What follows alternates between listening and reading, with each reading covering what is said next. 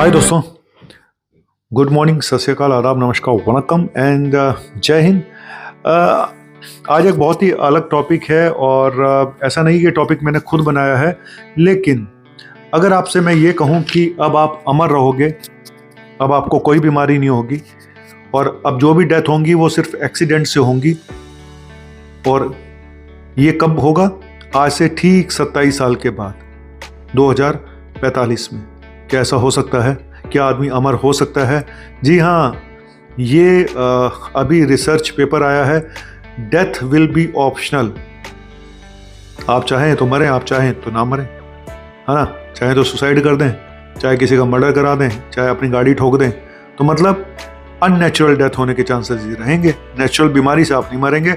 ये होगा 27 सालों के बाद, 2045 में। और ये किसने बोला है? ये है जेनेटिक इंजीनियर। जेनेटिक इंजीनियर हैं दो, जिन्होंने नई बुक अपनी लॉन्च करी है बार्सिलोना में, और इनके नाम है Jose Luis and David Wood. David Wood एक मैथमेटिशियन है कैम्ब्रिज में, यूके में, और जॉस लुइस वेनेजुएला से आते हैं। फाउंडर हैं ये ऑपरेटिंग सिस्टम सिम्बियन के, और इन्होंने पब्लिश किया है paper the death of death. Death of the death मतलब कि मृत्यु की मृत्यु, है ना? कहते तो यही है कि कलयुग है, लेकिन इस कलयुग में कब क्या हो जाए पता नहीं है।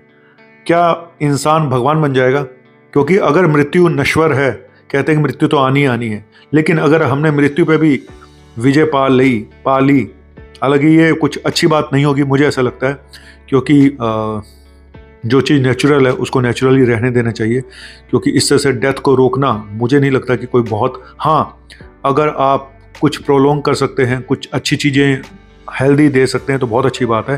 तो वही एक इसका एक पॉजिटिव एस्पेक्ट है कि इन्होंने बोला है कि जी अब डेथ जो होगी सिर्फ एक्सीडेंट से होगी 2045 के बाद, और ओल्ड एज को क्लासीफाई करना पड़ेगा इलनेस के रूप में, और ये होगा एक नई जेनेटिक मैनिपुलेशन टेक्निक के द्वारा। इन्होंने बताया कि जी एक हम कैसे करेंगे इसको, हम बैड जो जीन्स होंगे उनको हेल्दी जीन्स में कन्वर्ट कर देंगे, डेड सेल्स को हम बॉडी से निकाल देंगे, डैमेज सेल को हम रिपेयर करेंगे स्टेम सेल्स के द्वारा। तो मतलब सब कुछ जेनेटिक हो जाएगा, मतलब कि आपकी जीन्स जो हैं, खराब जीन्स, उनको निकाल दिया जाएगा, अच्छी जीन्स डाल दी जाएंगी, रिपेयर कर दिया जाएगा। एक तरह से इंजन ही चेंज हो जाएगा। आप ये सोचिए कि आपका इंजन चेंज हो जाएगा।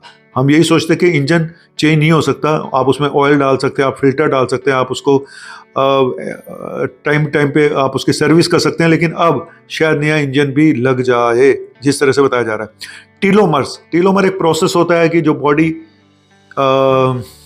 एक तरह का पैमाना है, पैरामीटर्स है, जहाँ से नापते हैं कि बॉडी कितनी स्पीड से एजिंग प्रोसेस में जा रही है। और उन्होंने ये भी बताया कि स्मोक, अल्कोहल और जो टॉक्सिन होते हैं वो हमारी बॉडी के प्रोसेस को,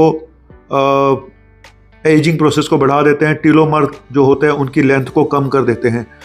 तो इस तरह से हिसाब से तो कैंसर जैसी बीमारियां भी अब रिपेयर नहीं बल्कि क्योर कर ली जाएंगी, ऐसा बताया जाता है। और कोरियन और जापानीज का इन्होंने एग्जांपल दिया है कि वो देखिए कितने यंग और लंबे जीते हैं, तो उन्हीं की जीन्स से भी कुछ आइडिया ले लिया जाएगा, है ना?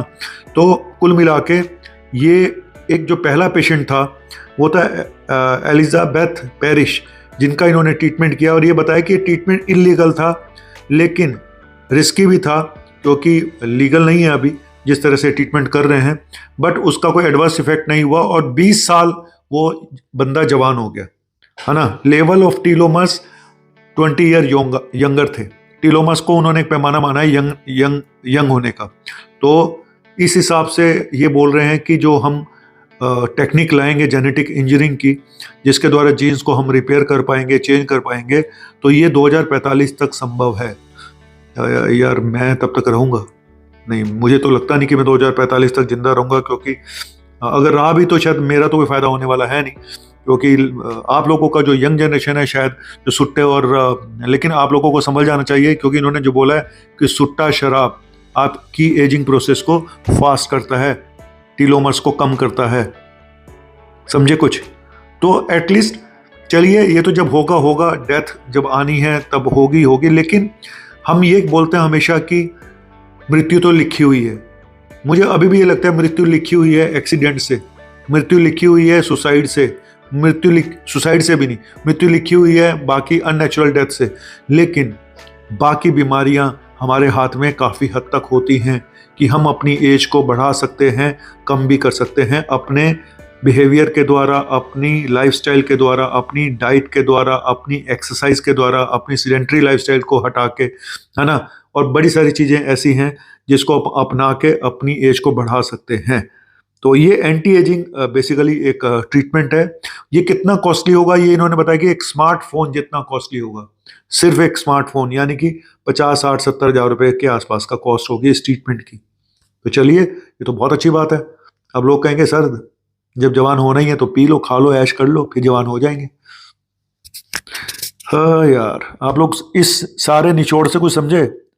यही है कि जो अभी कर सकते हो वो यही है कि अपने एडिक्शंस को छोड़ दो तो उम्र बढ़ जाएगी, सीधी सी बात है। अच्छे काम कर लो तो उम्र बढ़ जाएगी। और काका बोल गए थे